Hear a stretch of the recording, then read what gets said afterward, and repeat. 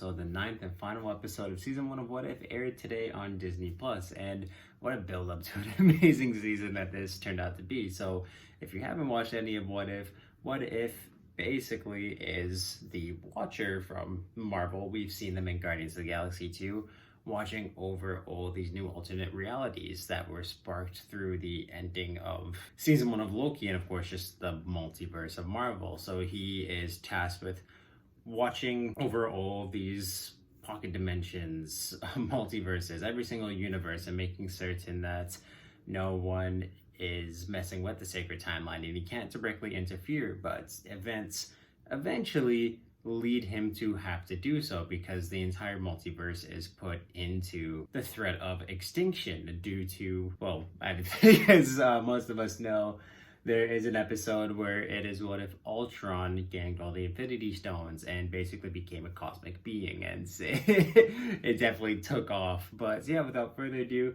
9 episodes long, all of them are around just the half an hour mark. So let me get into my review for season 1 of Marvel's What If. So at the beginning, when I did my review for episode 1, I was kind of wondering and excited if they were going to build a brand new universe in like one of these multiverses and just have it build up like they did the Avengers. And that's not quite the case here, where basically episodes 1 through 7 are all like their own separate universes, and then episode 8 and especially 9 tie all of these universes in together. And so the heroes and the characters that we see through episodes 1 through 8 are brought together in episode 9 to face off against basically cosmic being Ultron, because he's just become so powerful that even the Watcher can't quite contain him. So he assembles the Guardians of the Multiverse, which is pretty damn awesome. And yeah, episode 9 is just a great, fantastic finale to what was a really good series. So like I said, a lot of these stories were really, really good and just fun questions that I super enjoyed.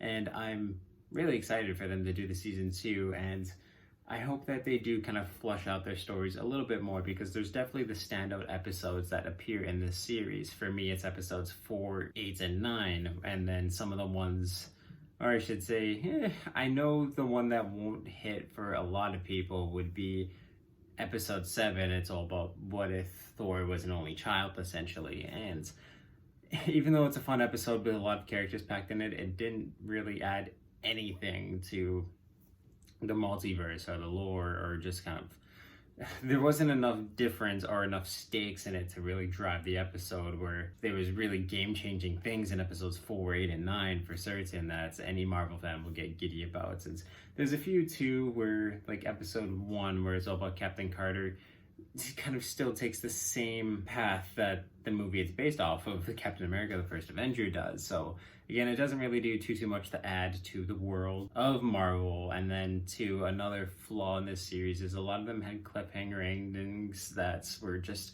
they were too big to leave untouched, I found. 2 of those being episode 5, which was the Marvel Zombies episode, and also episode 6, which was about Killmonger, where I felt like that storyline, we do get to see a little bit more of what would have happened in episode 9, but it was just like way too big of a point to leave off on that episode, especially episode 5 with Marvel Zombies, where we don't get to see what happened, not even a glimpse of it in episode 9. But truly, episode 9 was fantastic because they're able to take elements from every single episode and bring it in to this amazing epic finale, and just built to something that was really amazing, and made the Watcher a super fun character to get to know and watch throughout the course of the series, as just all these alternate heroes were. Like I said, I did love Captain Carter.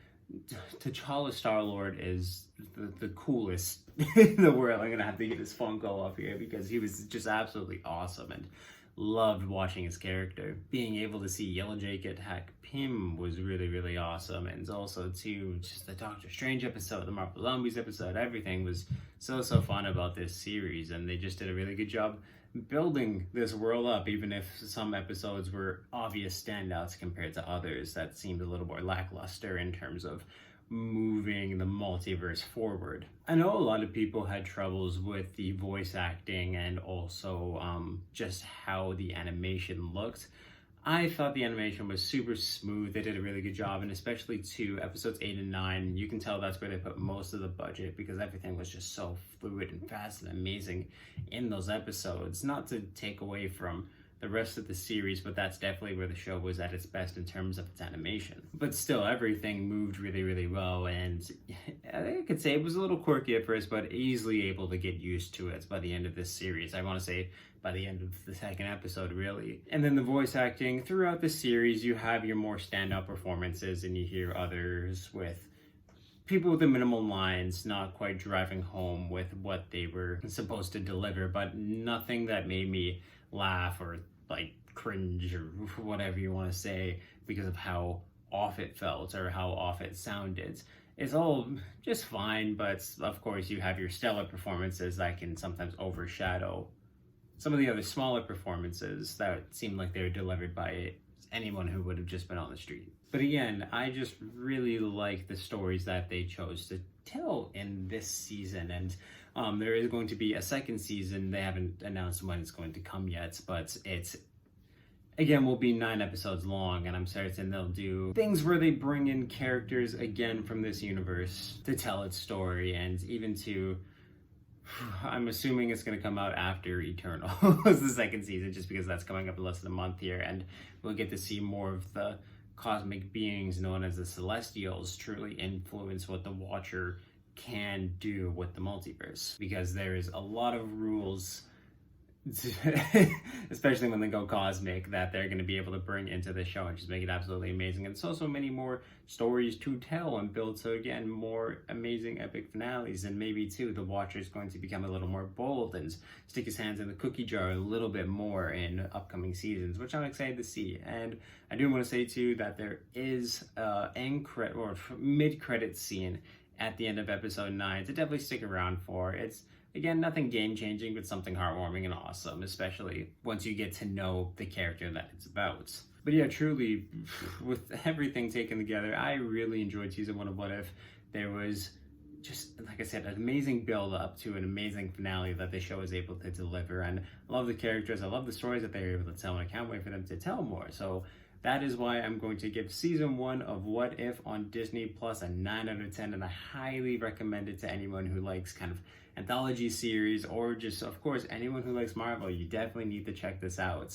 The more Marvel movies that you watch and the more you know about it, the more you're definitely going to enjoy it. So I would definitely say give a watch through all of the movies, because it takes elements from every single one of them and just builds an amazing story that's, again, I'm just so excited to see more of in season 2. But if you've seen season 1 of What If, please let me know what you thought about it in the comments down below. And yeah, if you like the video, give it a thumbs up. You can check out everything else I do on this channel through my playlist down below, and I also link them up top here. Subscribe to the little ringer if you want to know when I upload new videos. If you want to check out everything I do live stream and video game wise, there's a link in the description of this video and on my channel to my Twitch. I will be playing Far Cry 6 live streaming it tomorrow, probably at around, I want to say 7 to 8 p.m. Mountain Time, or Mountain Standard Time, so definitely tune in for that. Super excited for that game. And there's also a link in both of those places to the Media Mountain, which is my Discord, where we talk about movies, video games, TV series, comic books, music, basically everything that's awesome in this world. So you can definitely join that amazing community. I'll make it even more amazing than it is already. And yeah, definitely check out What If, guys. Can't wait for more, and just awesome.